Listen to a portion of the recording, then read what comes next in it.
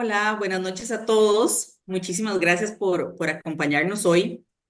Quiero comenzar agradeciendo la presencia y la participación en este espacio de conversación y sobre todo de análisis sobre Costa Rica y la agenda de la OCDE, un tema que hoy nos resulta especialmente relevante para entender el presente, pero sobre todo entender el futuro económico y competitivo del país.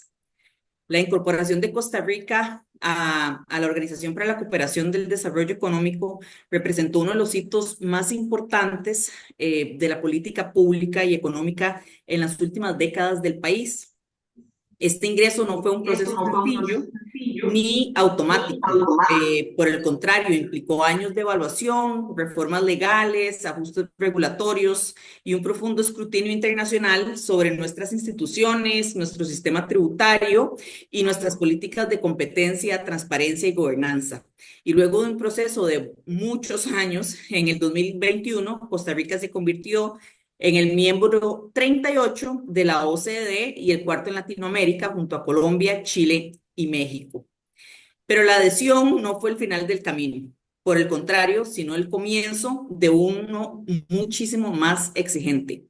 Ser miembro de la OCDE implica una obligación permanente de alinear las políticas nacionales con los estándares de la organización, participar activamente en sus comités y, sobre todo, la rendición de cuentas.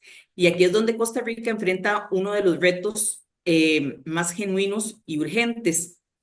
Yo digo que estos retos se pueden resumir tal vez en tres grandes secciones. El primero es el reto fiscal. Costa Rica tiene uno de los niveles de deuda pública más altos de la región como porcentaje del PIB, y aunque la reforma del 2018 fue un esfuerzo importante, el espacio fiscal sigue siendo bastante estrecho. La OCDE empuja consistentemente hacia sistemas tributarios que sean más eficientes, más amplios y más equitativos. Y Costa Rica todavía tiene mucho trabajo pendiente en esta dirección. Un segundo reto me parece que es la brecha entre lo que se aprueba en el papel y lo que se ejecuta en la práctica. Costa Rica tiene una tradición de institucionalidad sólida para los estándares regionales, pero también sabemos que tenemos una burocracia compleja, procesos lentos y una capacidad de implementación que no siempre está a la altura de los compromisos adquiridos. Y la OCDE no evalúa solo las leyes, evalúa también los resultados.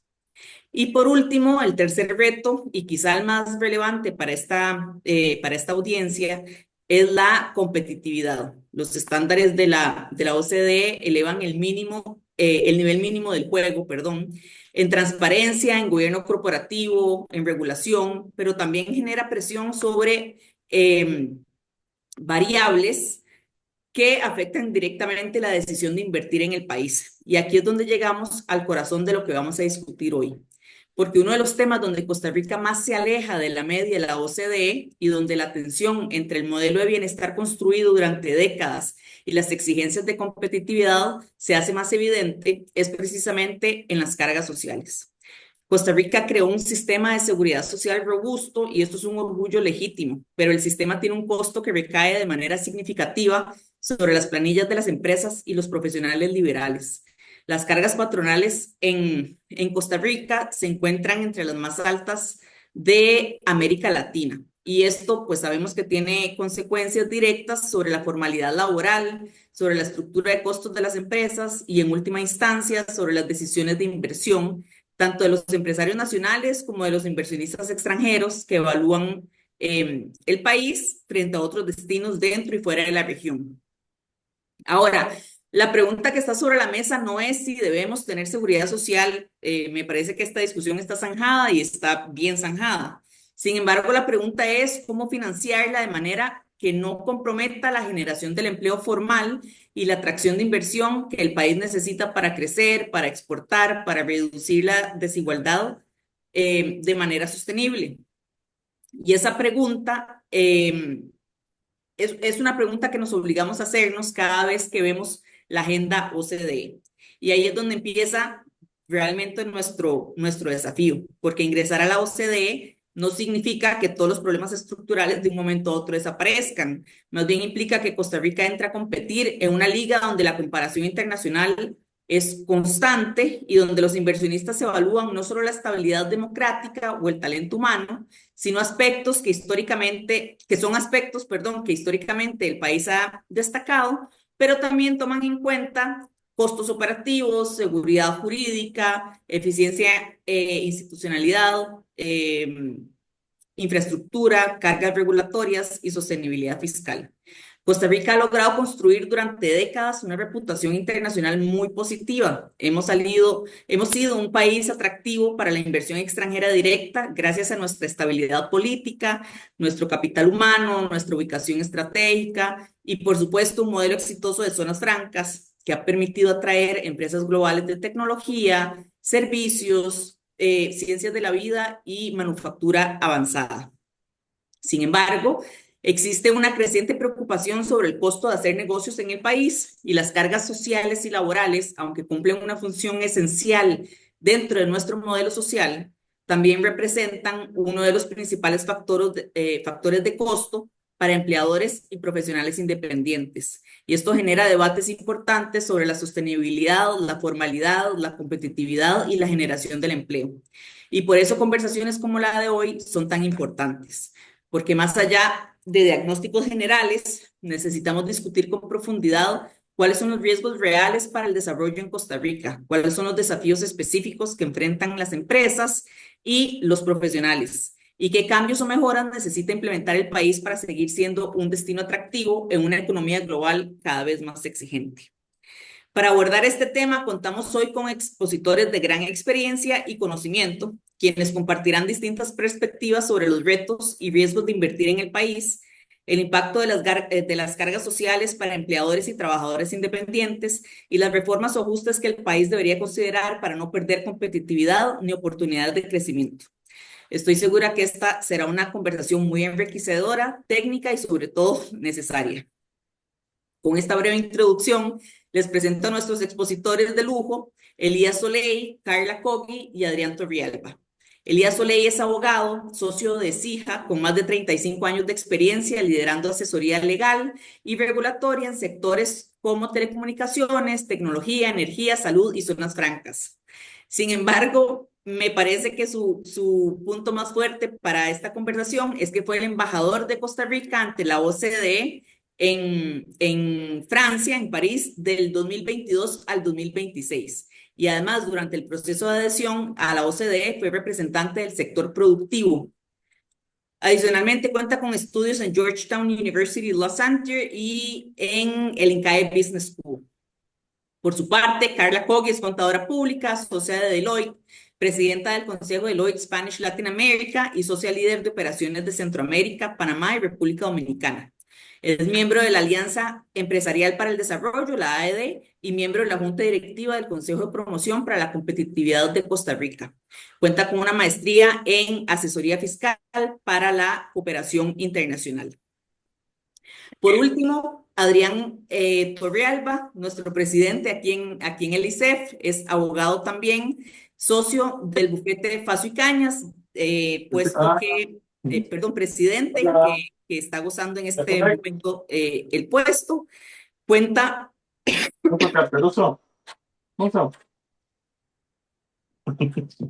Hay una introducción ahí. Alguien tiene el micrófono abierto. Sí, me parece que, ok, listo. Perdón, estaba presentando a Adrián, socio del bufete Facio y Cañas, actualmente el presidente del bufete Facio y Cañas, donde forma parte desde 1997, es exdirector general de tributación del Ministerio de Hacienda, cuenta con más de 30 años de experiencia, autor de libros y textos tributarios a nivel nacional e internacional, y especialista en lo que es litigio tributario, tributación internacional y precios de transferencia. Con esto le cedo la palabra a Elías Soleil para que nos empiece con la exposición, por favor. Bueno, muy agradecido, Victoria, por la introducción y un gran saludo a mis queridos amigos, a Carla, Adrián. Me da un gran gusto estar acá y poder colaborar con ustedes y compartir un poquito de la experiencia adquirida. Muy bienvenidos todas las personas participantes en este en este conversatorio. A mí me parece, como decías, especialmente valioso que esta conversación, eh, no solo el tema, sino que reúna perspectivas del sector productivo, también abordar el régimen de zonas francas, el análisis fiscal, porque precisamente uno de los grandes desafíos de Costa Rica es cómo construir consensos alrededor de reformas estructurales complejas. Y creo que el tema de hoy toca uno de los debates más importantes para el futuro económico y social del país. Además, para mí esta discusión tiene una dimensión particularmente cercana, porque como decías, tuve el privilegio de servir como embajador de Costa Rica ante la OCDE hasta hace un par de semanas, unas 2 o 3 semanas, durante el periodo 2022 a 2026, justamente después del proceso de adhesión al país en el que, como bien explicaste, también tuve la gran oportunidad de participar activamente representando los intereses del sector productivo nacional en mi condición en aquel momento de vicepresidente de la UCAEP. Mi experiencia como embajador ante la OCDE me permitió observar directamente cómo esta organización analiza el caso costarricense y cómo ciertas recomendaciones han mantenido una notable consistencia a lo largo de distintos estudios económicos y revisiones comparativas. Supongo que ustedes se han dado cuenta que la OCDE cada 2 años emite un estudio económico de Costa Rica y es realmente un documento que es apasionante. A mí me encanta. El primero se hizo en el 2016, el último se presentó el año pasado y estamos esperando la versión actualizada para 2027.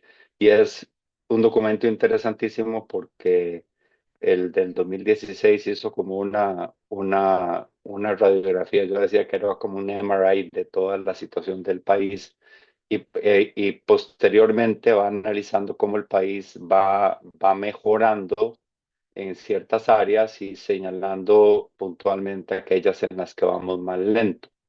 Y tiene como característica que siempre escoge un tema como central. En algunos casos es de educación, otros casos es el tema de digitalización, el tema de productividad.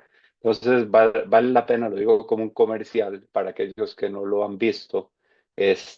Son documentos, están colgados en la página de cómics, los encuentran con facilidad, pero y le da una idea bastante aterrizada de cómo hemos ido evolucionando en el tiempo. Y esto confirma algo que decía yo en la etapa de adhesión, cuando me preguntaban como representante del OCAEP que por qué estaba tan interesado en que Costa Rica ingresara a la OCDE. Y mi respuesta inmediata era hacer una analogía que era que ingresar a la OCDE era como comprar un seguro contra la improvisación, porque de alguna manera, aunque es una organización de soft law, nos obliga a mantener estándares, obliga a las instituciones a hablar entre ellas y se ha eliminado algo que yo creo que todos los que estamos en este panel lo sufrimos, que era que muchas instituciones o duplicaban esfuerzos o se contradecían entre sí, y eso desde que entramos a la OCDE ha venido, gracias a Dios, a menos. Eh, Quisiera hacer eh, una pequeña acotación, algo que dijiste. Eh, Cuando hablaste que la membresía de la OCDE ahora, realmente yo comparto el criterio. El proceso de adhesión en sí mismo fue un proceso transformador. Yo lo llamo tal vez uno de los más importantes que se han dado en Costa Rica después tal vez el que se dio después de la Guerra Civil, el que se dio en los años 80 con la creación de legislación que todos sabemos que se produjo ahí, como la legislación de zona franca, el turismo, etcétera. Pero sí quisiera decir que discrepo un poco en algo que mencionaste. La membresía en la OCDE para mí no es una competencia. Para mí es una decisión que tomamos, o sea, no es una competencia con los otros miembros, es una decisión que tomamos como país para buscar una mejor versión de nosotros mismos, sometiéndonos permanentemente a estudios y comparaciones de los demás miembros. Es un proceso exigente, pero hay un espíritu de colaboración muy grande. Hay un espíritu de compartir las buenas experiencias y apoyarnos unos a otros. Y eso nos da una gran oportunidad para identificar aquellas áreas en las que lo estamos haciendo bien y contribuir con otros, pero muy especialmente aquellas áreas en las que tenemos espacio de mejora. Y a mí estos gráficos donde salíamos mal, que no gozaban de mucha publicidad acá, o más bien se utilizaban para crítica política. Para mí esos son los más valiosos, ¿verdad? Porque el Estado tiene limitación de recursos, tanto económicos como humanos, y de alguna manera la OCDE nos da ese punto de referencia o el derrotero al cual podemos dirigir esos esfuerzos. Entonces, ya como miembros, la dinámica cambia, ya no tenemos que vernos muy bonitos en la foto, que eso era el objetivo principal durante la adhesión, que nos vieran bien, que viéramos que estábamos cerca del estándar o superando el estándar, como sucedió en algunos casos, sino que ahora la dinámica para mí debería ser poco al contrario, o sea, fijarnos más en aquellos donde tenemos el reto de salir de los últimos lugares de la tabla y ver cómo mejoramos en el tiempo. Volviendo al tema de los estudios económicos, cuando uno los revisa, los estudios económicos de la OCDE sobre Costa Rica, desde antes de la acción, como dije, el 2016 fue el primero y hasta el último que se dio desde el 2025, aparece un mensaje que es recurrente, que es que Costa Rica ha logrado importantes avances en crecimiento, en apertura económica y en atracción de inversión, pero continúa enfrentando desafíos estructurales en materia de informalidad, productividad y participación laboral. Y, y también la OCDE ha señalado de manera consistente que los altos costos asociados a la formalidad, incluyendo las contribuciones a la seguridad social y otros costos laborales no salariales, como ellos los llaman, pueden generar desincentivos para la creación de empleo formal, particularmente para pequeñas empresas y trabajadores con menores niveles de productividad. Ahora bien, creo que es importante aclarar algo desde el inicio. La OCDE nunca ha planteado desmantelar el modelo social costarricense. Por el contrario, en los distintos estudios se reconoce que Costa Rica ha construido uno de los sistemas de protección social más sólidos de América Latina y que y que este sistema ha sido fundamental para sus avances históricos en salud, educación y bienestar. El verdadero debate que plantea la OCDE es otro, es cómo asegurar la sostenibilidad financiera y social de ese modelo en una economía que es cada vez más competitiva, más tecnológica y globalizada.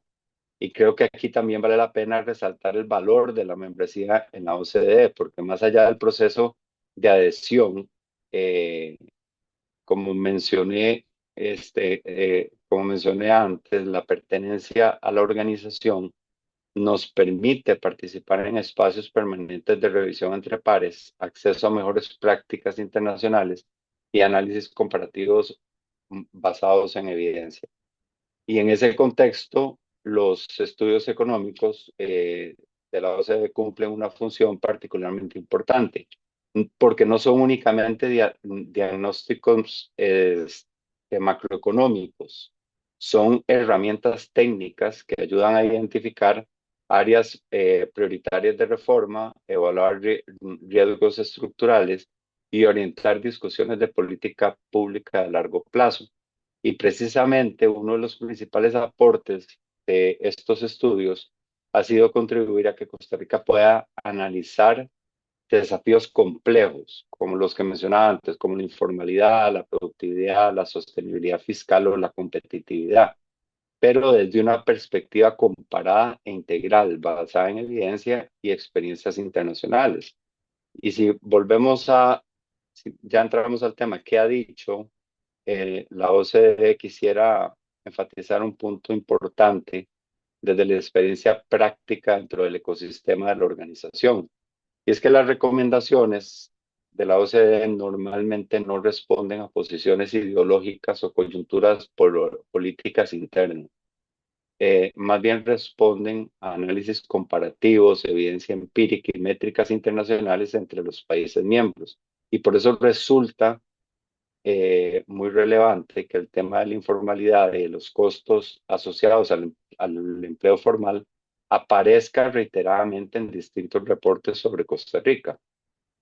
Y voy a ir muy rápidamente varias de las versiones de los reportes que se dieron, de los reportes económicos. Por ejemplo, en el OECD Economic Survey del 2020, la organización señaló que más del 45% de los trabajadores se encontraban en condiciones de informalidad y afirmó expresamente que las tasas de contribución a la seguridad social eran elevadas en comparación internacional.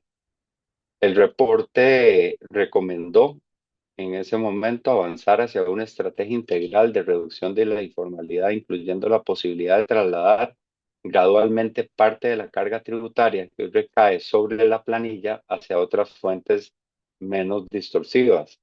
Y esto es importante porque muchas veces en Costa Rica discutimos la informalidad únicamente desde la perspectiva de fiscalización o cumplimiento tributario.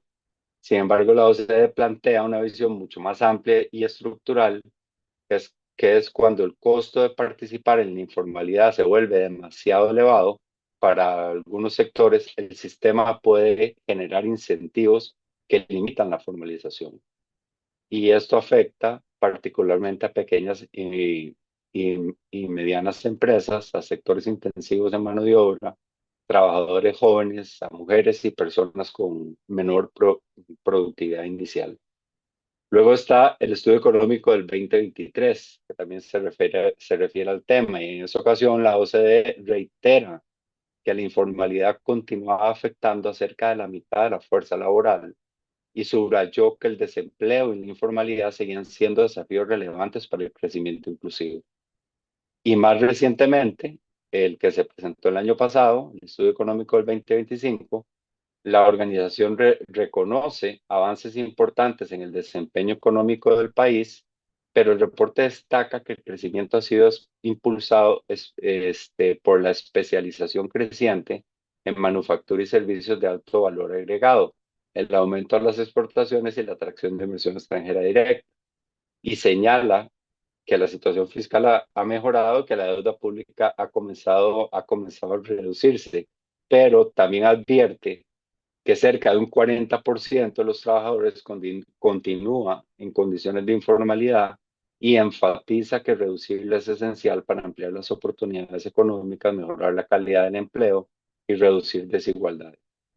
El mensaje central, como podemos ver, que ha emitido la OCDE es consistente, o sea, la formalización requiere un enfoque integral y no se trata únicamente de reducir cargas o aumentar la fiscalización, se trata de construir un ecosistema donde la formalidad sea más accesible, más productiva y más sostenible. Entonces, ¿cuál es el desafío estructural de Costa Rica? Y creo que aquí hay un punto que es fundamental. El desafío no es únicamente cuánto recauda el país, también es cómo se distribuye el peso del financiamiento del modelo social. Y hoy una parte significativa de ese peso continúa recayendo sobre el empleo formal. Y eso puede generar varios efectos, como por ejemplo encarecer la contratación, limitar el crecimiento de las pymes, reducir la competitividad, incentivar la informalidad y restringir la expansión de la base contributiva. En otras palabras, cuando la formalidad se vuelve demasiado costosa para algunos de los sectores, menos trabajadores y empresas participan plenamente del sistema. Y esto termina aumentando la presión sobre quienes sí cumplen. Y este desafío es especialmente relevante en el contexto económico actual, ya que en la actividad Costa Rica compite por inversión, por talento, servicios digitales, manufactura avanzada, nearshoring, cadenas globales de valor, entre otros. Y en ese entorno, la productividad y el costo relativo de la formalidad sí importan mucho en el momento de tomar la decisión de invertir en el país y de generar empleo. Pero creo que también es importante evitar como lo que yo llamo un falso dilema, ¿verdad? Esto no debería verse como una discusión entre competitividad y solidaridad ni entre empresas y trabajadores, porque la informalidad también afecta profundamente a las personas trabajadoras, ya que reduce acceso a protección social, le limita el acceso al crédito, disminuye la productividad, reduce estabilidad laboral y perpetúa la, la desigualdad. Y por eso, desde mi perspectiva, la pregunta correcta es cómo fortalecemos la sostenibilidad del modelo social costarricense mientras se amplían las oportunidades de formalización y empleo de calidad. Y este debate adquiere todavía mayor relevancia en el contexto del cambio demográfico que enfrenta el país, ya que al igual que muchos países miembros de la OCDE, Costa Rica atraviesa un proceso de envejecimiento poblacional que ejercerá una presión creciente sobre los sistemas de pensiones, sobre el sistema de salud y la protección social para el futuro, ¿verdad? Para las próximas décadas. En ese contexto, los altos niveles de informalidad representan no solo un desafío laboral, sino también un reto estructural para el desarrollo económico y el bienestar, porque una economía con elevados niveles de informalidad tiende a recaudar menos, invertir menos en productividad, generar mayores brechas de protección social y enfrentar mayores dificultades para financiar servicios públicos de calidad. Por eso, la formalización no debe entenderse únicamente como un objetivo tributario o administrativo, sino como una condición esencial para fortalecer la cohesión social, ampliar oportunidades económicas y sostener el bienestar de largo plazo en una sociedad que está envejeciendo. Ahí hay posibles líneas de política pública que me gustaría abordar de manera breve. Creo que las recomendaciones de la OCDE apuntan hacia varias líneas de acción complementarias. Primero, avanzar hacia esquemas de formalización más graduales y proporcionales, especialmente para sectores vulnerables o de menor productividad.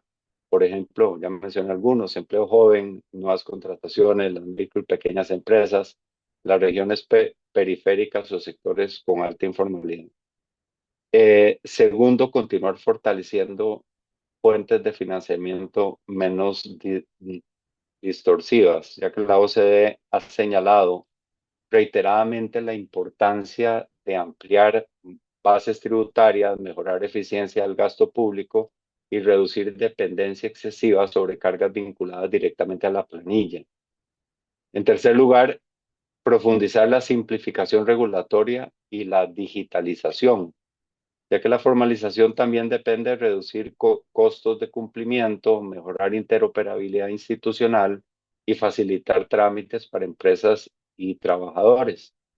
Y aquí cito el estudio económico del 2025, en el que la OCDE resalta precisamente el valor de la digitalización y de sistemas administrativos más integrados para reducir cargas administrativas y aumentar la eficiencia. Y en cuarto lugar, algo que ya he insinuado a través de mi exposición es aumentar la productividad, porque la sostenibilidad de cualquier sistema de protección social depende también de la capacidad del país para generar empleos de mayor valor agregado, fortalecer habilidades y promover innovación. Aquí quisiera aportar algunas ideas que se podrían evaluar de manera objetiva. Cuando hablas de reducción gradual y técnica de cargas sobre empleo formal, especialmente, como dijimos, para nuevos empleos jóvenes, para pymes, para las regiones periféricas o sectores de alta informalidad. Lo que hablé del rebalanceo tributario en línea con recomendaciones OCDE para fortalecer impuestos menos distorsivos, ampliar bases y mejorar la recaudación, combatir evasión, revisar exenciones ineficientes. Luego, buscar una formalización inteligente, porque no basta fiscalización, porque la formalización requiere simplificación regulatoria, digitalización, esquemas contributivos proporcionales, interoperabilidad institucional y reducción de costos de cumplimiento. Otro tema, productividad y capital humano. Aquí importante porque la sostenibilidad del modelo social depende también del crecimiento de la productividad, de la innovación, de la capacitación, transformación digital y empleos de mayor valor agregado. Y me gustaría ir cerrando por ahora haciendo énfasis en algunos puntos que ya expuse, pero creo que es importante que los mantengamos así como en el top of mind de esto. Sobre la OCDE, tener claro que la OCDE no ha recomendado debilitar el Estado social costarricense, ha recomendado hacerlo sostenible y compatible con una economía moderna y formal. Luego, sobre informalidad, no podemos seguir financiando el sistema social principalmente sobre quienes todavía permanecen en la formalidad. Hay que buscar la opción que nos permita sostenerlo de otra manera. Sobre competitividad, en un mundo donde el capital y la inversión compiten globalmente, el costo de formalizar empleo sí importa, debe importarnos mucho. Esto debe ser una de las prioridades no solo del Estado, sino de todos los sectores que de alguna manera tenemos que contribuir a generar estas ideas y a tratar de ser más creativos al momento de buscar la solución. En el tema de sostenibilidad, eh, la mejor manera, diría yo, de proteger la seguridad social no es encarecer indefinidamente la formalidad, sino ampliar la base de contribuyentes. Y sobre equilibrio, el reto no es escoger entre competitividad y solidaridad, sino que el reto es construir un modelo donde ambas puedan coexistir. Y ya para el cierre, espero no haberme extendido mucho porque no he visto el chat, que Costa Rica, que quiero hacer énfasis en algo que importante, yo creo que todos lo sabemos, debemos sentirnos muy orgullosos de eso. Costa Rica ha construido uno de los modelos sociales más exitosos de la América Latina y precisamente por eso el país necesita discutir seriamente cómo hacerlo sostenible en una economía global mucho más dinámica y competitiva, y que ahora particularmente ofrece una serie de retos que nadie los tenía en el radar, ¿verdad? Creo que las recomendaciones de la OCDE deben entenderse no como una agenda de debilitamiento institucional, sino como una reflexión técnica sobre cómo ampliar la formalidad, fortalecer la productividad y asegurar sostenibilidad a largo plazo.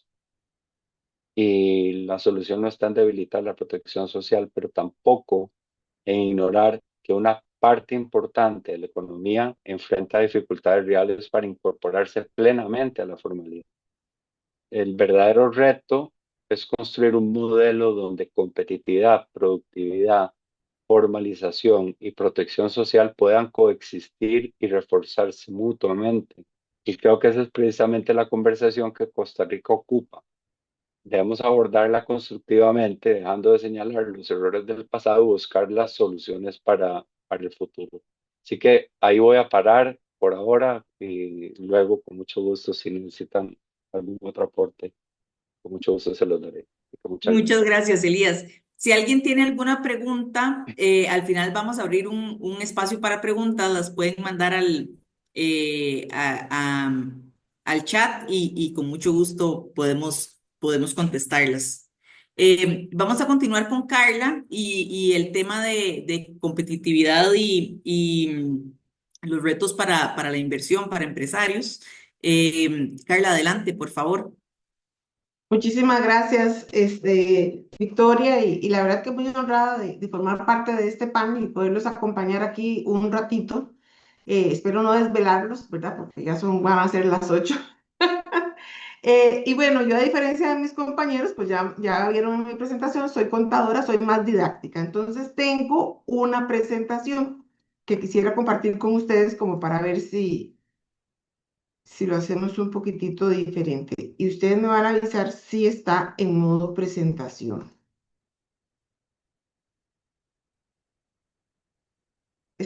Ahí estás viendo la pantalla. Sí, estamos viendo la pantalla, no está en modo presentación, pero sí la estamos viendo. Ah, ok, entonces déjame aquí un toquecito.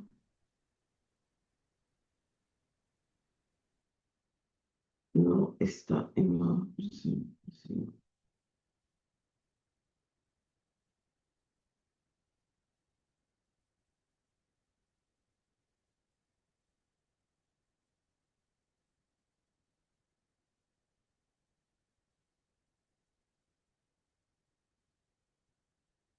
¿Algún artista que sepa dónde lo ponemos en modo presentación? Porque es que estoy compartiendo pantalla.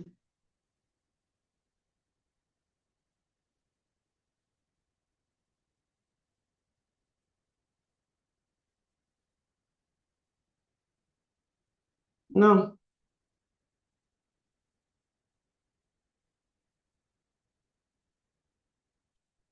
todavía no. No, No, todavía no. cuando abrís el PowerPoint, abajo hay como una pantallita, Ajá. ahí te debería de salir para hacerlo, si le das clic ahí, te sale en modo presentación. Sí, no, eso fue lo espérate para ver.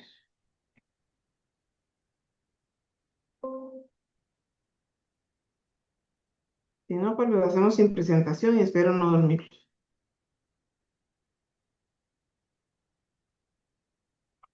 Ujú.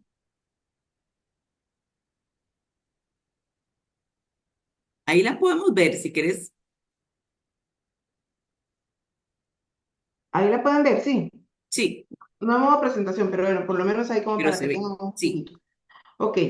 Este, cuidado y no, algunas de las cosas pues que obviamente que les voy a comentar va a sonar un poco repetitivo a lo que ya escuchábamos anteriormente, pero bueno, el tema la verdad que también da para mucho, para muchísima reflexión. Y quién más que nosotros, pues empresarios, también parte de una nómina, pues que hemos sufrido de lo que son las cargas sociales en nuestro país, cuando nos toca pues tener alguna charla con algún potencial inversionista, pues sabemos, aquí alguien dice algo. No, ok. Sabemos lo que significa explicar, ¿verdad? El tema de las cargas sociales y sabemos que también que muchas de las decisiones de los inversionistas, pues para venir e instalar sus operaciones en Costa Rica, pues ahora están muy acotadas a lo que es el costo de la nómina, ¿verdad? Más allá de todos los otros costos accesorios que podamos tener como país. Pero bueno, para iniciar un poco el tema de la tesis central, ¿verdad? Costa Rica necesita al final pues revisar la forma en que financia parte de su estado social, ¿verdad? Porque esa carga excesiva, el costo sobre la nómina, sobre la planilla, como le queramos llamar, formal, encarece el empleo, incentiva la informalidad, reduce la competitividad y limita la creación de empleo de calidad. El punto clave, y ahora lo escuchábamos también, no es que se trate de desfinanciar a la Caja Costarricense de Seguro Social, porque de eso no es lo que vamos a hablar y tampoco esa es la intención, ni debilitar los derechos laborales de ningún costarricense o de ningún afiliado a la Caja Costarricense, sino de preguntarse si el mecanismo actual de financiamiento es el más eficiente, equitativo y competitivo. Y para eso, pues vamos a analizar también un poquitito en qué consiste o cuáles son la composición de las cargas sociales, pues actuales, ¿verdad? Ligero repaso, porque ya lo vimos anteriormente, pero me parece importante, ahí se los voy a dejar nada más como puntos claves en la presentación. La OCDE, pues ya sabemos que es una organización internacional que compara políticas públicas entre países y que emite recomendaciones sobre productividad, sobre empleo, fiscalidad, competitividad, entre otras cosas, y Costa Rica, pues, ingresó a esta organización como miembro en el 2021, lo cual Carla, implica, pues, perdón, ¿sí? perdón la interrupción. En Display Settings, ¿puedes abrir arriba, donde están las fotografías? En Display Settings es que estamos, y abrir ahí y nada más poner duplicar. Es que estamos viendo, no se ve bien las filminas. Entonces, no sé si puedes, por favor, Dame un disculpen la toquecito para abrir. interrupción. En Display Settings, arriba, arriba, ves que dice Show. taskbar y después a la par dice display settings. Ahí espérense, pero a ver un toquecito porque aquí arriba no, ¿verdad? No, lo tenías anteriormente, cuando se veía en la otra pantalla. Ah, ok, entonces dame para presentar un toque acá. Ahí, show that, share. Si le das a la pantallita que sale en la esquina Aquí, inferior derecha, en la esquina inferior derecha. donde ves que dice notes primero y después hay como cuatro simbolitos, el último antes del menos. Ok, ahora ahí andate a display settings, arriba. Aquí, No, arriba, arriba de la filmina. arriba de la mira, sí, pero no dice display settings. Dice Show Taskbar, Display Settings y End Slideshow. Show that. El de a la par es Display Settings. No, ese no se ve, ese, qué curioso, porque yo no lo estoy viendo, ¿ah? Pero ya sé cómo lo solucionamos un toquecito, espérense.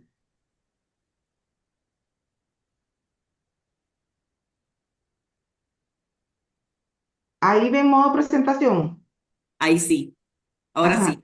era Perfecto. porque tenía estaba compartiendo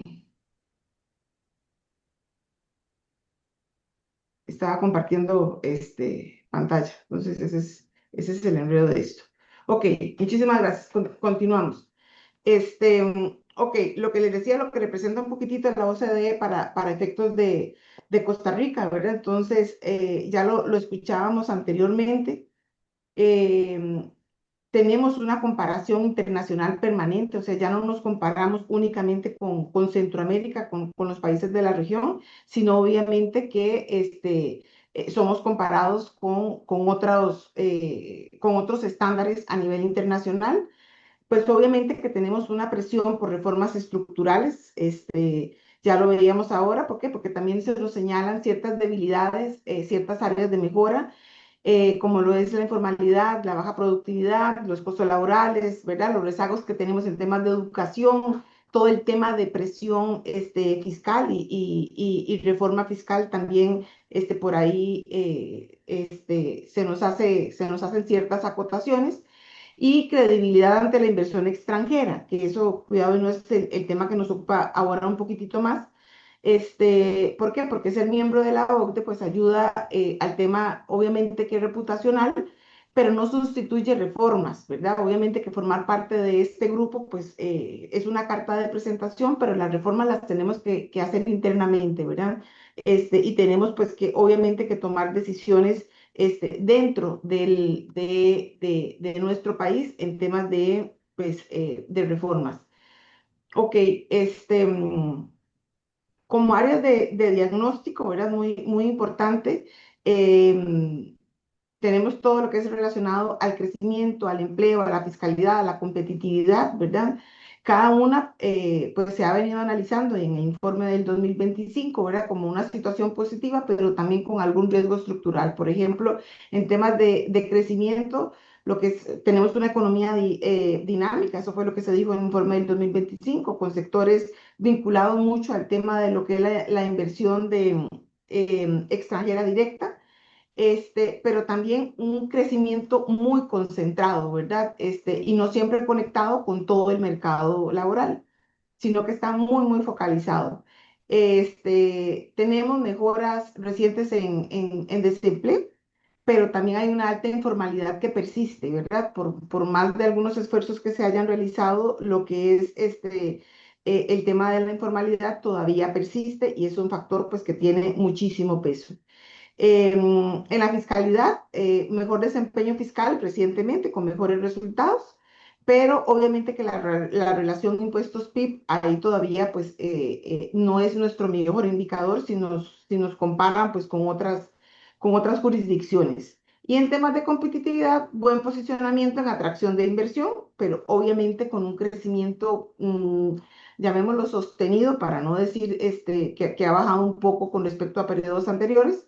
El gran riesgo que tenemos, pues son, entre otros, energía, trámites, ¿verdad? Son los costos laborales. Entonces, el problema de fondo, ¿verdad? Con todo esto, em, y cuidado, no el que tiene mayor peso, es que se castiga precisamente el empleo en el país que se quiere promover, se castiga el empleo formal. ¿Por qué? Porque al haber tanto informalismo, pues obviamente que la balanza se inclina más, pues obviamente sobre lo que es el empleo formal, a estar más encima de las empresas, y hemos visto recientemente muchísima fiscalización por parte de la Caja Costarricense de Seguro Social en temas de nómina, a empresas que operan en régimen normal, en régimen tradicional, y también empresas que operan bajo el régimen de zona franca, ¿verdad? La OCDE señala que las contribuciones sociales, más o menos son el 37% del salario, incluyendo lo que es empleador y trabajador. Eso puede desincentivar la formalidad, y cerca del 40% de los trabajadores está ahorita en un empleo informal. Entonces, para una empresa formal, pues tiene un mayor costo de concentración, ¿verdad? Para una pyme tiene menor capacidad de formalizar trabajadores. El efecto en el trabajador, pues es un menor salario neto, ¿verdad? O mejor oportunidad formal, por el tema de lo que veíamos ahora de la informalidad. En el tema de la caja y el Estado, pues es una menor base contributiva y un riesgo de sostenibilidad. Y en la economía, pues obviamente una menor productividad, pues promedio, ¿verdad? Que eso es lo que nos está afectando. No quiero entrar a darles una cátedra de qué son las cargas sociales, porque yo creo que los que estamos acá lo conocemos suficientemente, y los que obviamente que trabajan en todo el tema de nómina saben cuáles son las cargas sociales. Sí me es importante, aquí un poquitito les queda la figura, pero las cargas sociales, obviamente que son aportes obligatorios vinculados al salario, incluyen contribuciones a la seguridad social y a otras instituciones o a otros fondos, ¿verdad? Como lo vemos aquí en la Filmina. Y aquí la discusión que se ha dado en la OCDE se concentra específicamente en este punto. No toda la carga patronal financia directamente salud y pensiones. Parte de esta carga financia instituciones o programas distintos a seguridad social estrictamente. Ahí, eso es lo que se podría, lo que se detecta y lo que se visualiza como un espacio de reforma, es todo eso que pagamos en las cargas sociales, que no necesariamente van a temas relacionados a salud y pensión, sino que se dedican y que van orientados a otras instituciones. Este, mm, Muy importante la diferencia entre las cargas sociales y contribuciones parafiscales, ¿verdad? También un tema de mucho análisis, y que lo hemos visto en otros foros del ICEF, y en otros foros también, cuando analizamos todo el tema de seguridad social. Los aportes de la caja incluyen salud y pensiones, y tienen una conexión directa con la protección social del trabajador. Por el contrario, pues lo que son las cargas parafiscales o contribuciones, como veíamos en la filmina anterior, que se hacen a otras instituciones, son aportes que se cobran sobre la planilla, pero financian otros objetivos distintos a lo que es salud, formación, asistencia social, banca de desarrollo, u otros programas. La discusión más razonable no debería empezar por cortar salud o pensiones, obviamente que no, porque ese es el foco principal de la seguridad social, sino por revisar si hace sentido de una u otra forma regular algunos programas y que se financien de forma diferente. Por ejemplo, el INA, el IMAS, la misma aportación que se hace al Banco Popular. Y es una recomendación pues también que ha aportado la OCDE, ¿verdad? Algo importante, es que si se logra reducir estas cargas parafiscales desde la cuota que hoy estamos aportando como patronos y como trabajadores también a la seguridad social, eso representaría una disminución de más o menos 7,25 puntos porcentuales en la carga patronal. Únicamente si se distribuyen pues, de forma diferente, obviamente que consiguiendo fondos, pues por otro lado, y no necesariamente que pesen sobre una planilla para esas otras organizaciones. Ahora bien, dice que por qué las cargas sociales altas afectan la competitividad. Pues la competitividad no depende solamente de los salarios, hay muchísimos factores, pero depende del costo laboral total, la productividad, la infraestructura, la energía, seguridad social, educación, ¿verdad? El tipo de cambio también, que eso da como para otro foro. Pero las cargas sociales sí afectan una variable crítica y es el costo total de contratar formalmente, ¿verdad? ¿Por qué? Porque, digamos, a manera de ejemplo, y queriendo yo aquí poner, pues, tal vez un ejemplo muy sencillo, si una empresa, pues, paga un salario bruto de 1 millón de colones, su costo real va más allá de ese 1 millón de colones. Le debemos de sumar cargas sociales, aguinaldo, vacaciones, cesantía en el caso que aplique, costos administrativos y eso pues obviamente que eleva el costo de nómina dentro de la empresa. Pero si la empresa es una empresa grande, ese costo puede ser gestionable, o sea, lo puede llevar y lo vemos más que todo pues, en empresas transnacionales, en empresas que operan mucho en el régimen de zona franca, pero para una pyme puede hacer una gran diferencia. ¿Por qué? Porque puede hacerse una gran diferencia entre si contrato formalmente o subcontratan desde la informalidad o si no contratan del todo, ¿verdad? Si en vez de canalizar los recursos pagando lo que es la nómina, se automatiza o al final de cuentas si se mantiene como una pequeña empresa, ¿verdad? Entonces, de ahí es que este tema de las cargas sociales está ligado y afecta directamente la competitividad. Em, Siguiendo acá con el impacto sobre perdón. Sobre el impacto sobre la informalidad no se explica solo por las cargas sociales, ¿verdad? Sería incorrecto pues decir que únicamente es por ese punto. Aquí vamos a ver. Sino, pues obviamente que también influye pues, la baja productividad, el bajo nivel educativo, la complejidad regulatoria, los trámites, ¿verdad? Y algo muy importante que señalo, lo dijo la Academia de Centroamérica y puntualmente Miguel Loría y Martínez, reducir cargas sociales es una condición necesaria, pero no suficiente para reducir la informalidad. Debe acompañarse de simplificación, de fiscalización inteligente, de modernización laboral y de mejora de la productividad. Y puntualmente aquí en el tema de fiscalización inteligente, yo creo que muchos de los que estamos en este foro, pues hemos vivido tanto fiscalizaciones por parte de la administración tributaria como por parte de la seguridad social, donde sí hay grandes oportunidades de mejora en temas de fiscalización pues de ambos lados, ¿verdad? Porque sí, cuidado y no se acotan únicamente a un punto, pero todo el tema de automatización, de cruces de información y demás, todavía estamos carentes de ese tipo de fiscalizaciones. Algunas posibles opciones de reforma, sin querer yo aquí ahondar mucho, pero bueno, al final de cuentas, cuidado y no, la primera reforma que uno pues podría analizar es la reducción de esas contribuciones para fiscales no vinculadas a lo que es salud y pensiones, para no ir en detrimento de esos dos pilares fundamentales de la Caja Costarricense de Seguro Social.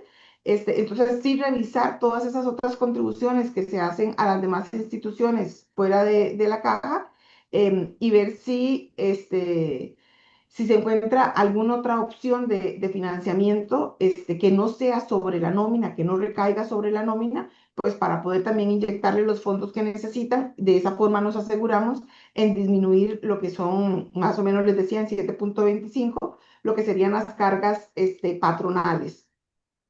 Financiar parte del sistema con impuestos generales, ¿verdad? Ahí ya entraríamos a tocar otros impuestos medulares de nuestro sistema, no sé, tomarlo del IVA, de la renta personal progresiva, crear impuestos a la propiedad, al ambiente, impuestos verdes y demás, pues para encontrar otras fuentes de financiamiento.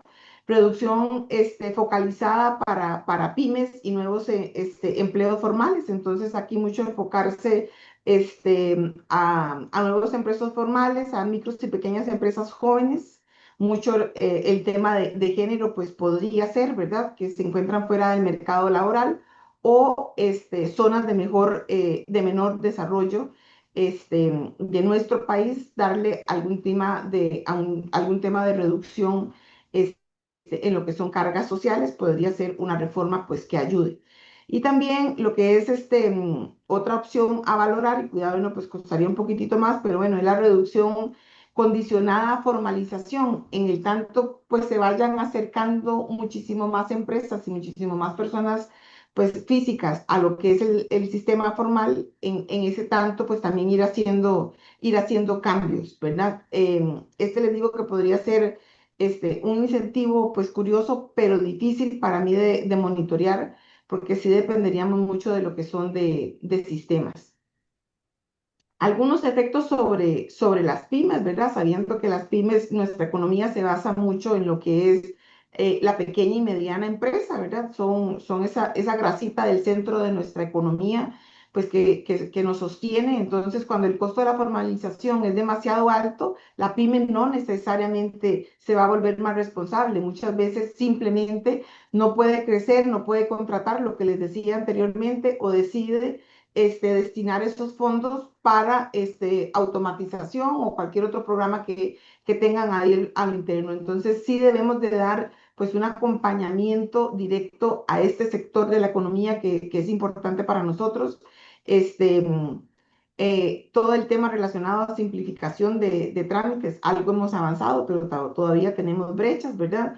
Escalas graduales de contribución, como se tiene también en otros países de la región. No necesariamente pues son los mejores sistemas de salud, pero sí hay escalas graduales de contribución al régimen, acceso a crédito, digitalización, apoyo contable y tributario, porque es mucho de cultura lo que hay que trabajar con ese sector, y educación empresarial en general. Efectos sobre la inversión extranjera, que tanto pesa en nuestro país también. Pues Costa Rica compite por inversión con países que ofrecen talento, estabilidad, ubicaciones estratégicas, diferentes incentivos, y lo vemos cada día más, sin salirme yo de la región, pero tenemos ahora a una República Dominicana que está bogante en el tema de atracción de inversión extranjera, un Panamá con regímenes de incentivos como lo es Panamá Pacífico, como lo es la CEN, donde también están abocados a traer pues inversión extranjera, y obviamente que con un sistema de seguridad social que es muy distinto al de nosotros, pero que de cara al inversionista no tiene el mismo peso que tiene el nuestro, ¿verdad?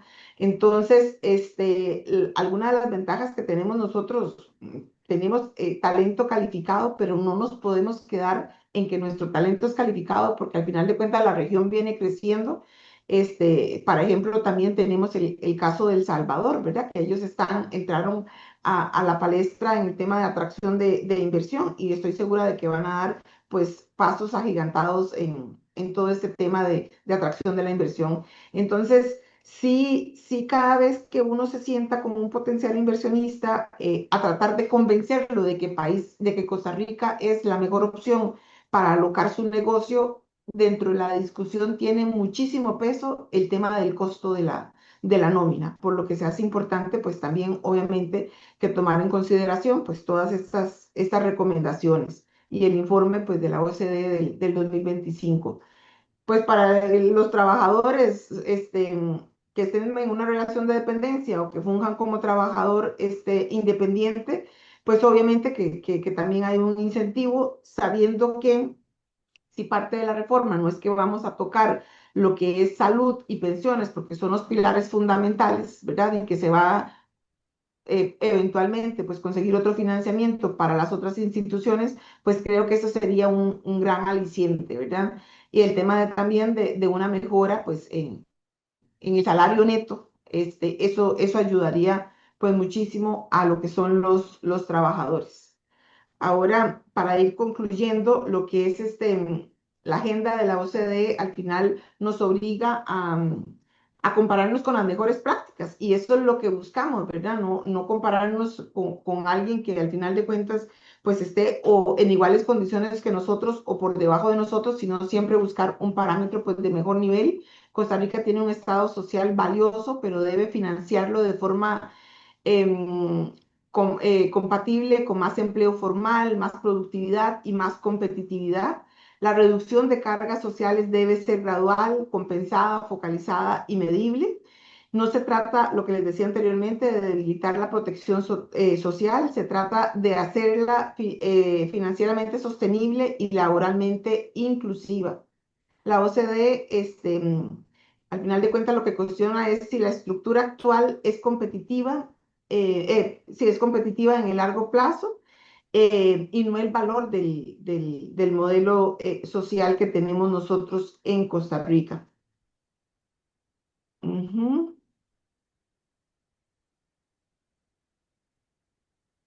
Vamos a ver aquí. Esa sería, pues, mis aportaciones. También, pues, muchísimas gracias. Disculpen los inconvenientes técnicos.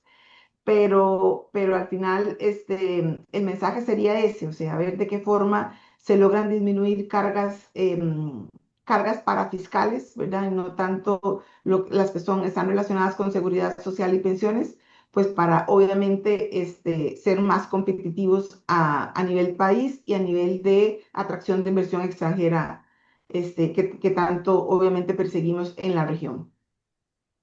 Muchísimas gracias, Muchas Victoria. gracias, Carla. Sí, y me parece que definitivamente es todo un reto, principalmente en un país con un déficit fiscal como el que tenemos nosotros, ¿verdad? Porque si cortamos por un lado, ¿de dónde jalamos para volver a Ajá. cubrir con la cobija? Entonces, es un reto que sin duda, pues tenemos que resolver, porque si no, eh, el país vive de inversión extranjera, ¿no? Y de también del inversionista local, pero con estos costos, pues sí, estoy totalmente de acuerdo con vos que tal vez no es el mejor incentivo. Así Vamos es. a cerrar la noche con Adrián, enfocándonos un poquito más en el tema de la caja y los profesionales independientes, por supuesto siempre de la mano de las cargas sociales, que es el tema que nos ocupa hoy. Adelante, Adrián. Bueno, buenas noches a todos y a todas. Un placer compartir la mesa con Carla y con Elías. Sí, como nos decía Victoria, eh, yo me voy a enfocar un poco más en el tema de la situación del trabajador independiente, de lo que se ha expuesto hasta acá. eh, Me parece que, bueno, un problema fundamental es el que está de fondo, el que está subyacente, que lo señala la OCDE en los distintos estudios, que es el tema de la informalidad, ¿verdad? La informalidad, pues es un fenómeno que en definitiva es indeseable, eh, impide el crecimiento económico, el crecimiento de las empresas, la protección de los trabajadores, tanto a nivel de salud como eventualmente de pensión, en fin, es un fenómeno indeseable que hay que buscarle solución.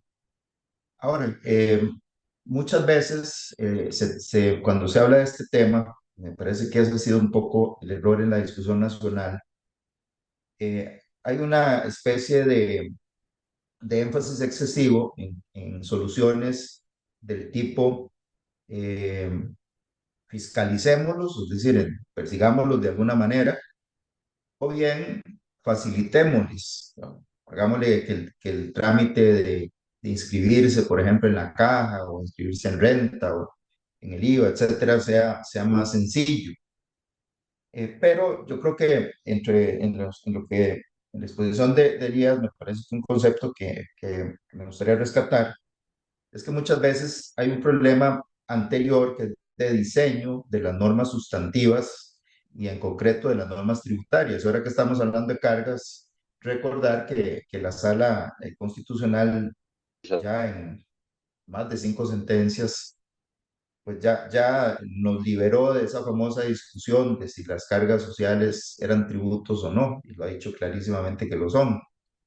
Entonces vale esta apreciación de que a veces el problema está en el diseño de las normas sustantivas del sistema tributario, y ahí es donde nos ha costado mucho, la verdad, entrar en una discusión nacional tranquila, porque el problema cada vez que se va a hablar de impuestos, pues todo el mundo la reacción es no hablemos de impuestos, no queremos más impuestos, y eso significa no hablar de impuestos, cuando incluso podríamos hablar de impuestos para bajar algunos impuestos o para redistribuirlos, como aquí se ha planteado. Y me parece que eso es un tema que habría que buscar el momento para plantearlo adecuadamente.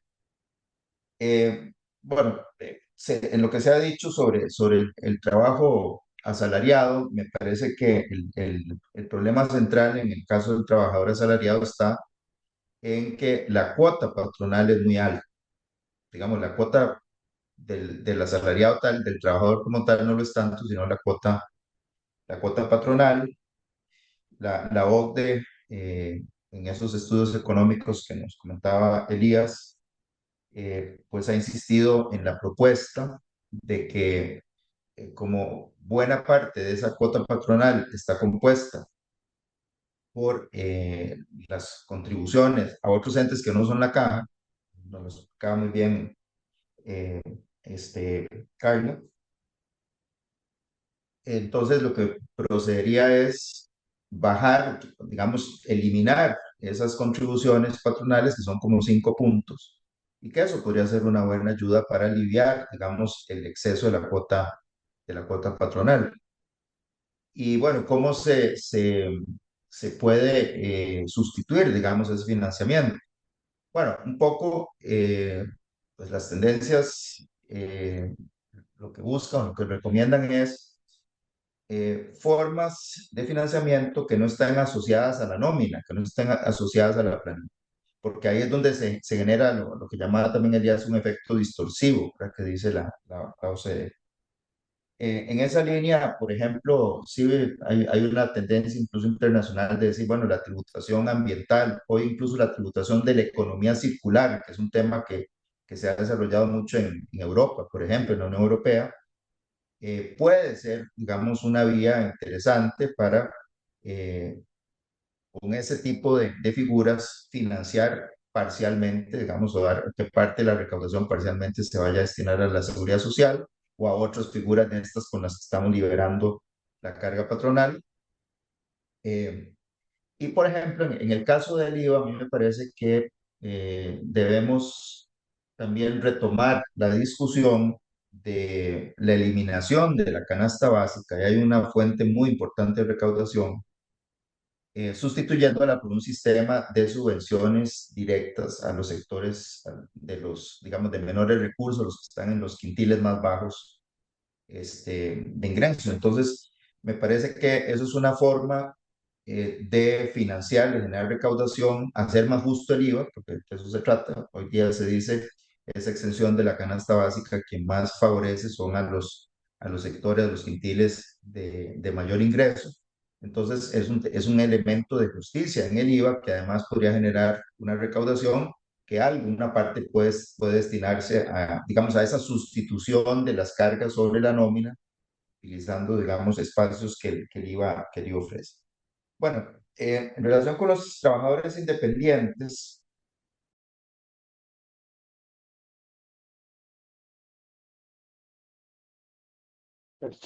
Estás en mute, Adrián. Que no se te escucha, estás en mute. ahora ya me escuchan. Ahora sí, si ibas a empezar a hablar de los trabajadores independientes y Bueno, lo demás sí me escucharon, sí. Sí. no, Todo lo cuando demás ibas a sí. empezar a hablar, cuando ibas a empezar a Bueno, hablar de no, los estaba trabajadores. empezando. Sí, sí, qué dicha que lo detectaste a tiempo. Ok, no, les decía entonces que el problema que presenta la situación de los trabajadores independientes en los últimos años es un problema que mezcla una dosis muy alta de inseguridad jurídica, me parece muy claro y cada vez se va aclarando más de aplicación ilegal de la normativa por parte de la Caja Costarricense del Seguro Social, eh, que digamos de una contribución que se basaba en un sistema de ingresos de referencia objetivos, que eran más o menos promedio por categorías, habían varias categorías de, de ingresos de referencia y sobre eso se calculaba la contribución, se pasó a una situación donde la caja prácticamente ha sido un segundo impuesto sobre la renta. Entonces, al tener dos impuestos sobre la renta, tenemos una tributación sumamente alta para los independientes, sobre todo si lo combinamos con otra violación jurídica que es la violación al artículo 3 de la ley constitutiva, que claramente dice que los independientes no deben tener una cuota patronal, no se les debe cobrar una cuota patronal. Entonces, si a un sector independiente, conforme se aumentan los ingresos, se le ya cobrar el doble o más de lo que paga un asalariado, pues ahí hay una forma de estar imputando una parte de la cuota patronal, ¿verdad? Entonces, hay una violación a ese artículo 3 con ese diseño que hizo la caja en su momento. Bueno, esta situación, afortunadamente, me parece que la Sala Constitucional, pues en el fondo ha venido a contribuir, a mi juicio, de manera muy importante a este problema de inseguridad jurídica y de mala aplicación de la normativa, en el sentido de que cuando ha reconocido que estas contribuciones son tributos, inmediatamente se ha planteado, bueno, si es un tributo, ¿cómo se satisface la reserva de ley a la hora de establecer los elementos de cuantificación de esas contribuciones? Y entonces ese cuestionamiento que se hace en la sala, ella misma se lo responde diciendo, bueno, aquí lo que viene a salvar esa constitucionalidad es el artículo 23 de la ley constitutiva. Y ese artículo lo cita la sala y dice que las contribuciones deben fijarse en función del costo de los servicios y con base en cálculos actuariales. Y nos dice la sala en su reflexión, esto es muy similar a lo que el Código Tributario denomina tasa. Recordemos que el Código Tributario clasifica los tributos en impuesto, tasa y contribución especial. Y la sala nos dice, bueno, de esas tres figuras, esto que está en el artículo 23 es una tasa. Entonces, a partir de ahí, resulta completamente insostenible la postura de la caja de hacer sus ajustes, incluso determinar el ingreso de referencia con base en la renta neta de la declaración del impuesto sobre la renta. O sea, en otras palabras, lo que está haciendo la caja es aplicando la ley de impuestos sobre la renta para cuantificar las cargas sociales. Y para empezar, eso no, el impuesto sobre la renta no tiene nada que ver con la forma de cuantificación del artículo 23. El impuesto sobre la renta no se cobra en función de costos de servicio, no se cobra en función de cálculos actuariales y, por supuesto, no es una tasa, es un impuesto, es el más impuesto de todos los impuestos, el impuesto sobre la renta. Entonces, esa anomalía pues ha sido declarada recientemente en una resolución, Tribunal Contencioso, que es la resolución 11.320 del 2025, donde expresamente anula unos ajustes que le habían hecho a una trabajadora independiente bajo el argumento de que no podía aplicarse la legislación de renta o no podían hacer la cuantificación con base en las declaraciones de renta.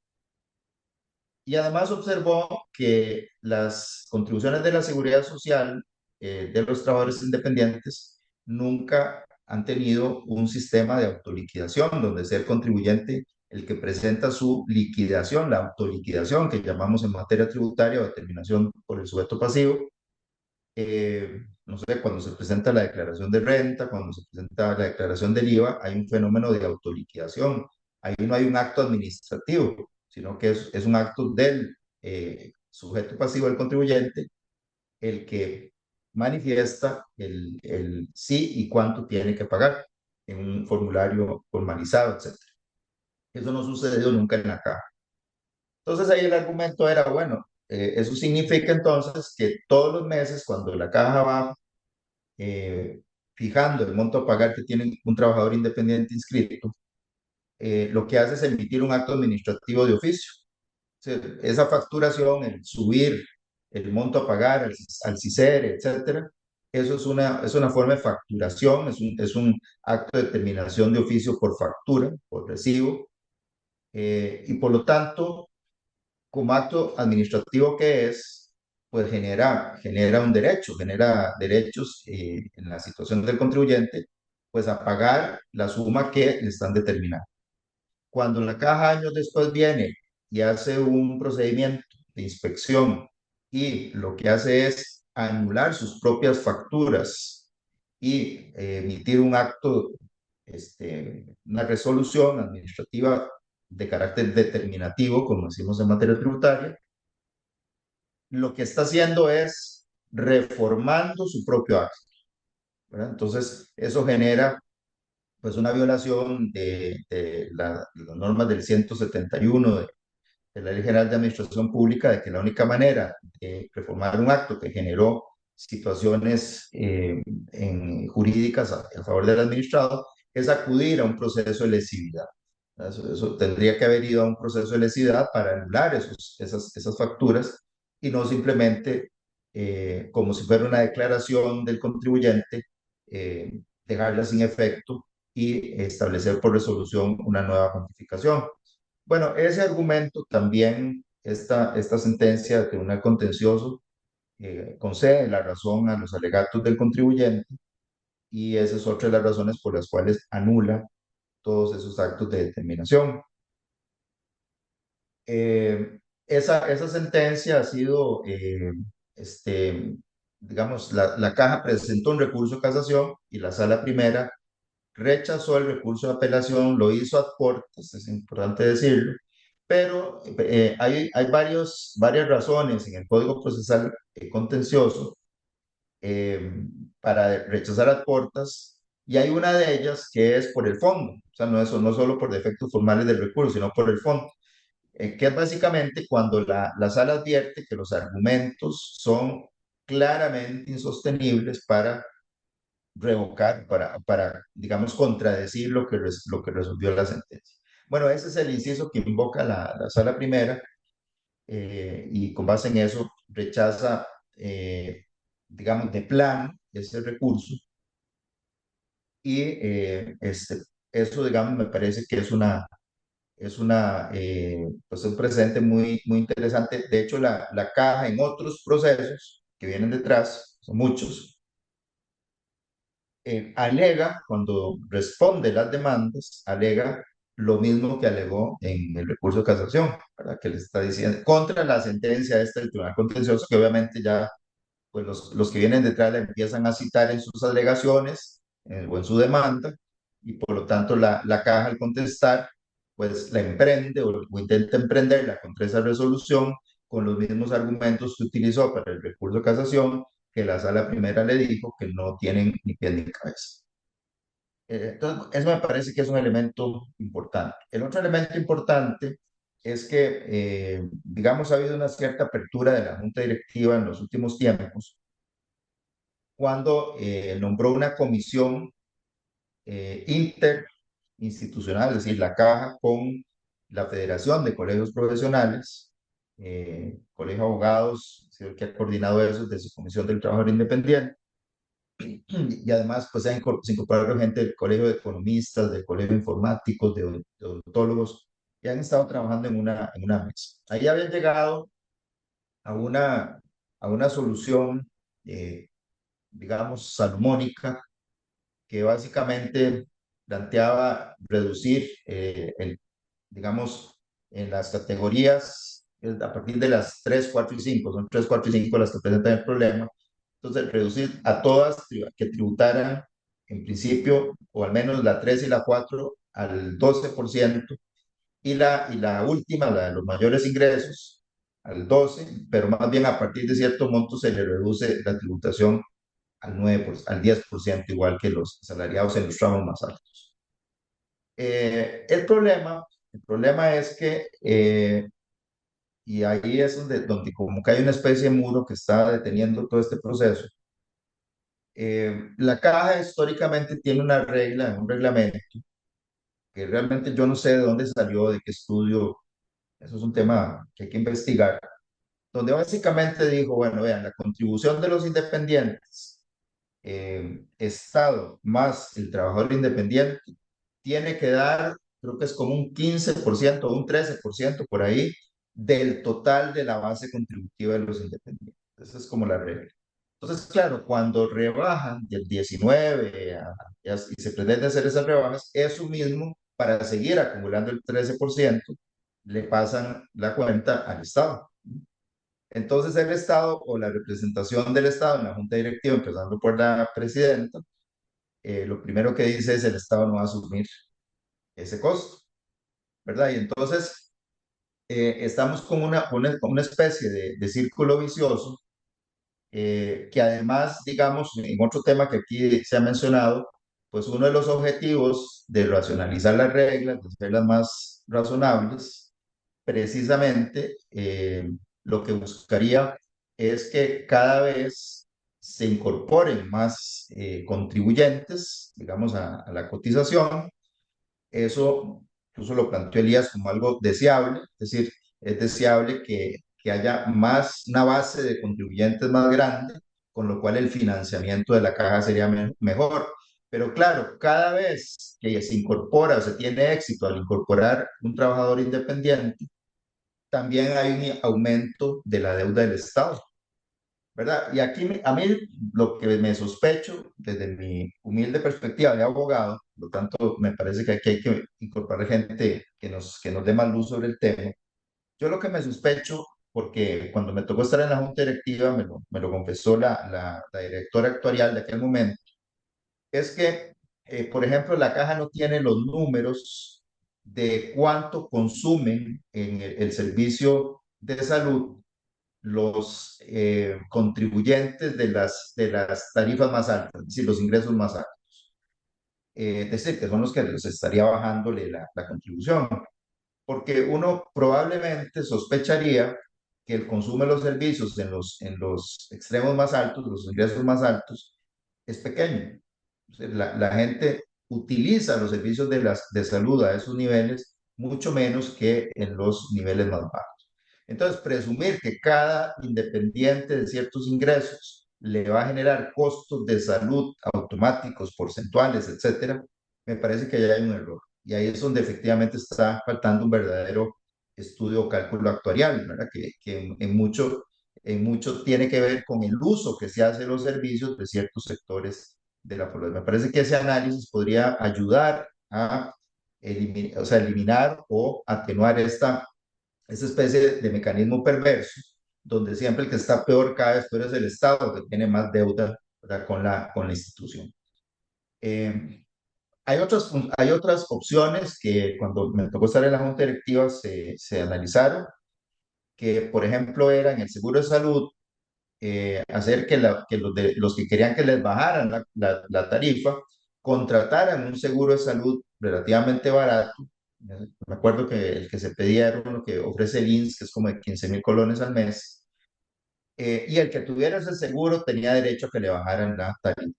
Eso reduciría muchísimo el aporte o el impacto en el Estado.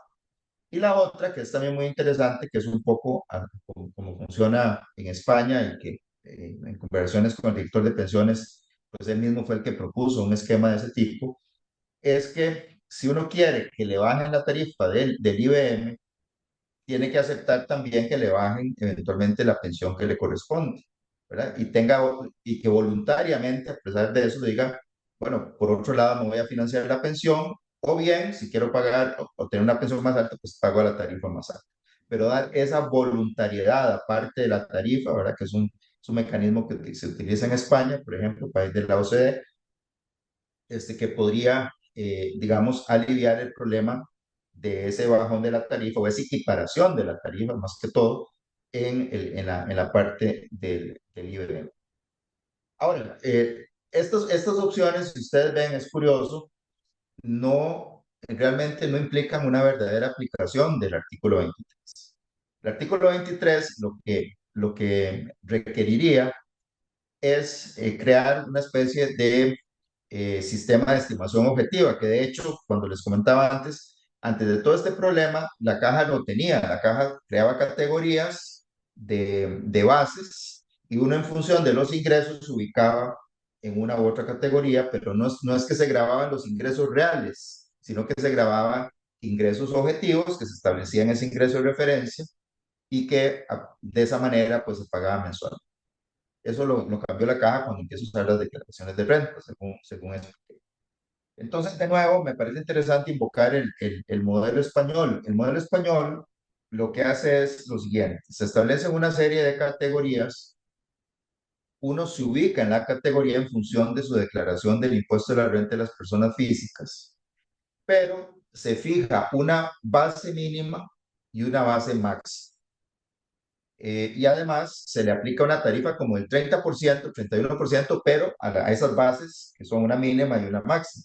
De tal manera que el monto mayor que se paga, o sea, que el que esté, el más rico de todos los que estén en la categoría 1 del IRPF, no paga más de 1.522 euros al mes, ¿verdad?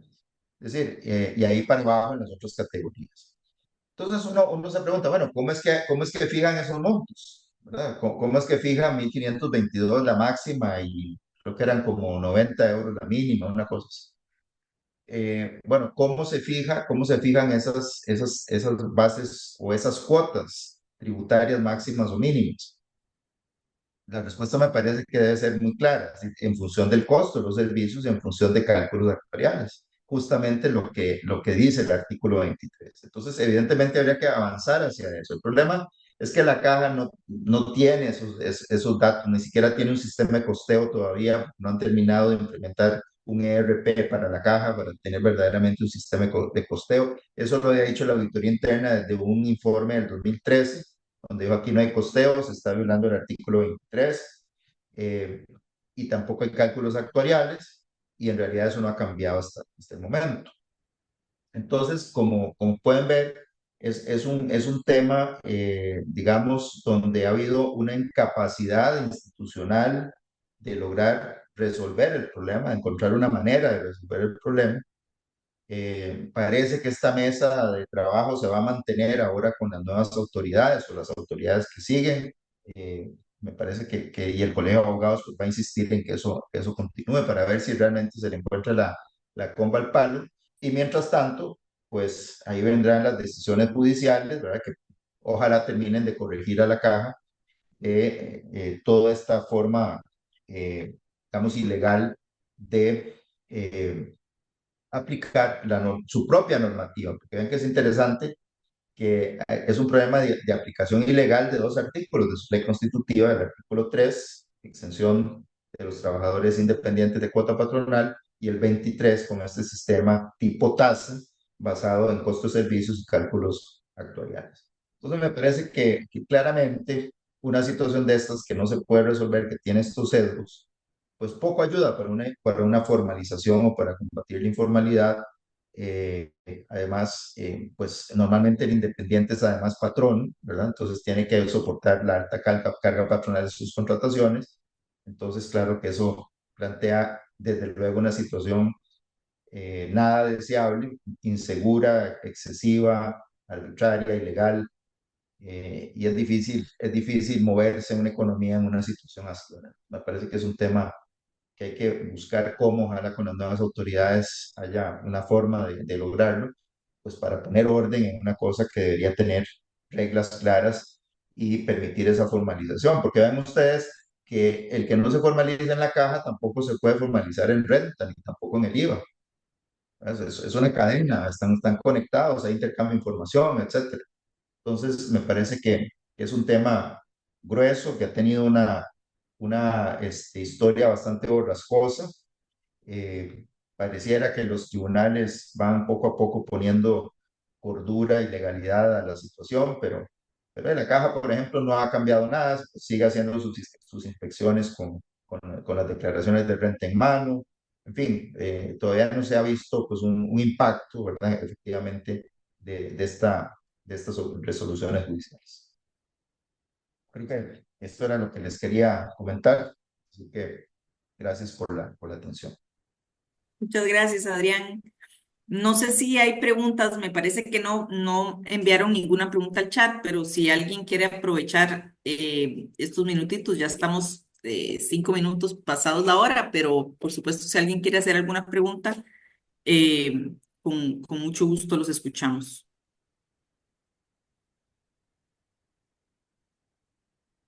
Bueno, me parece que no hay preguntas, así que agradecerles a Carla, a Elías y a Adrián por el tiempo, por la exposición tan interesante. Definitivamente es un tema que hay que hay que atacar, ¿no? Es algo que puede afectar muchísimo la economía del país en los próximos años, así que esperemos que este tipo de foros permitan que la discusión permee hasta los niveles más altos y logremos llegar a una solución. Muchísimas gracias a todos, buenas noches y esperamos verlos en la próxima tertulia. Gracias, Buenas buenas noches a noches. todos. Hasta Hasta luego. luego.